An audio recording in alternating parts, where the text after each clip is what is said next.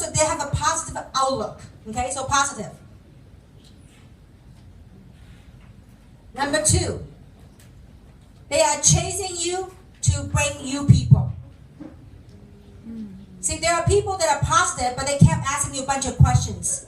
But the ones that I spend my time with are people that are into positive productions, activities, positive activities. So positive in attitude. The other one is productive activities. Productive activities. They are chasing you for activity. For example, they say, listen, your name's Jeanette. Jeanette. So Jeanette, I have 5 people I would like for you to meet. Can you take time for me? What would you say? Yes. Right? Yes. Would you? Yes. If they keep chasing you, I got this and that person. Can you help me with 3-way? Can you make time for them? That's what I spend time with. Yes. People say, well, I have so many questions, Can you answer my question? How do I take this product? Is this product safe? All those stuff, is it productive? Is it productive activity? No. People ask me, well, how do I use this product? I say, great question. We have a YouTube channel. We have a doctor that explains to you.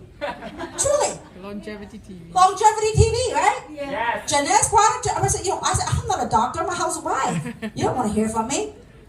Great question. I send them to that link. So I will spend my time with people that are positive, people that have productive activity. Number 3 thing I will spend on is people that wanted to take over. Meaning people that want to duplicate you. So people that are wanting to duplicate. Meaning they wanted to lead as well. Now, here's the difference. There are some that says, you teach me everything I know, I'm going to go present. I don't need people to just go present. I want people that could produce and present. Because you know what? We don't need any professional presenter. You know what professional presenters are? People that present and present and present, but they couldn't produce. If they couldn't produce and they present and they present and they present, are they making money? Are they a good example you want to duplicate? No. If I can't make money and I talk a great talk, what good does it do for you? It's empty inside. You understand? What a beautiful thing when you're making a lot of money and you're presenting. That's a beautiful inspiration. Are you guys with me so far? Yeah. So therefore, the people that are coachable, they also want to duplicate what you do. That's what I spend time on. Now, there are some people, all they do every day is take people to you, take people to you, and take people to you. And they don't even, sometimes, while you're talking to the people, they go shopping. Or they buy coffee, they don't want to learn. See, in the beginning, short term, you could do that. Because you need the production. You need the sales to generate revenue, to help you make money. In the beginning, you do that. But you know what? Ultimately, you'll be a nanny. You'll be doing all the work. And there's no duplication. Unless through all the people that they give you, that you find few good ones that you teach, you can train them what to do. Ideally, what you want is someone that can produce and someone that also wants to take over and learn and lead. Because if you are always the one that present and train, guess what? The minute you stop training and presenting, guess what happened to your income? No more. So the right people I would spend my time is those who are positive in attitude, in thought, productive activities. Not doing research. I'll give you an example. I mean, many of you know Samson, right?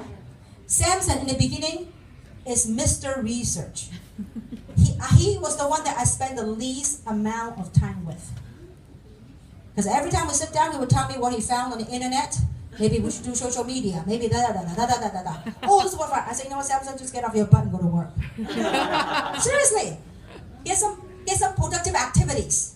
So, but he's good. He wanted to learn. He's very positive. He lacked this. He wanted to duplicate. Okay? So, but then we know when you work with people, sometimes we're like a shrink, we're like a teacher, we're like a coach. So you need to know where your people are lacking. I know Samson had a good heart, was very positive. He wanted to duplicate, but he just lacked activity. So I would say, hey Samson, go get something done right here. Go work on this. Are you guys with me so far? Yes. It's very simple. It's like, a doctor taking a pulse. You look at your team, you know what's working, what's not. You know your people. Okay? So these are the 3 qualities I would look for. If I'm going to spend, of course, above and beyond that, you want people with a good heart. There are some that all they want to do is duplicate. I want to learn from everything you do, and then you're out of the way. Okay? So, I mean, but it's a dime a dozen, so it's, to me, it's whatever, but you could feel. But the key thing positively, the 3 things I look for are these 3 qualities. Okay? People that are coachable, meaning they're willing to learn and open to learn. I tell you, I have seen so many leaders that have spent all their time doing nanny work. There are people that are very productive. They bring you people all day long.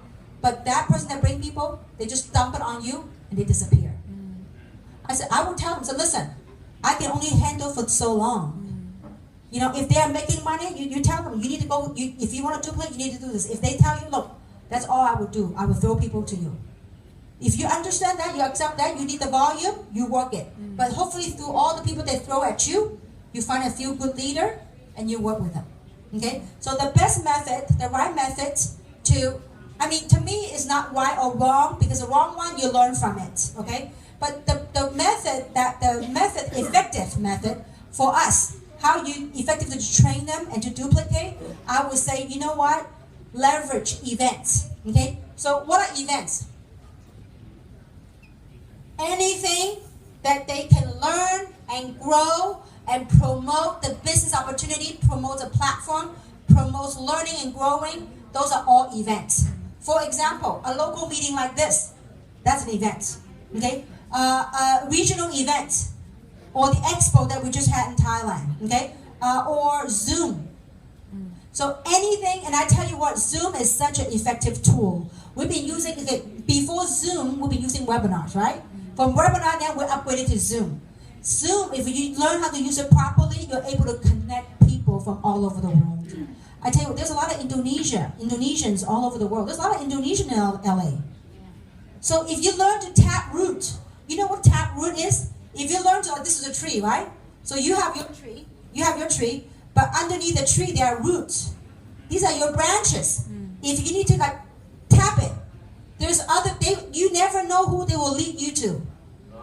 Different places. So that's how you branch out. We are a global business platform. But a lot of people use this global platform as a local platform. This is like a Ferrari. Those boy guys, you guys like Ferrari, right? This is a Ferrari, but many people drive this Ferrari like it's a bicycle. Why do I have a business that's spread to over 100 countries and territory? It's not that I'm any good. I haven't been to 100 countries and territories. But I'm good at tapping root. Like for example, if company have an event opening up in Dubai, through your network, you tap the root. Hey, there's an event happening in Dubai. And then you send them over there. Or now with Zoom, we have one Zoom in the cloud. All your contacts from different parts of the world plug into Zoom. What we have to do is we have to learn to do the ABC. Yeah. So one very effective thing that we have to learn to do is what Patrick talked about. Do our ABC. What is the effective way to promote events? Now, again, events could be anything. It could be a Zoom conference call, could be a recorded video. On USGS official channel, there's a lot of videos, right? Yeah. So you have to learn how to promote that. Promote means tee up, means edify.